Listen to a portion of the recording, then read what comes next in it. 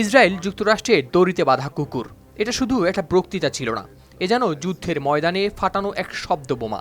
Ayatollah Ali Khamenei, ইরানের সর্বোচ্চ ধর্মীয় নেতা, এবার সরাসরি আক্রমণ করলেন ইসরায়েলকে। তার কণ্ঠে যেন আগুনের তীব্রতা, চোখে মুখে রাগ নয়, ছিল জেদ, আত্মবিশ্বাস আর যুদ্ধের ডাক।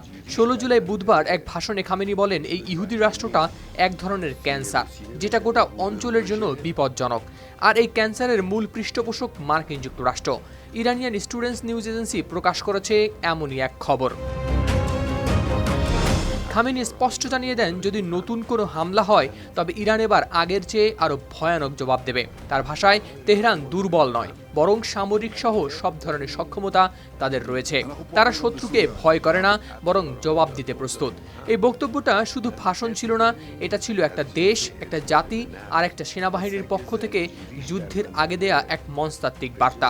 খামেনির কথায় বোঝা যাচ্ছিল, ইরান যুদ্ধ চায় না, কিন্তু কেউ আঘাত করলে তার জবাবে তারা নামিয়ে আনবে ধ্বংস।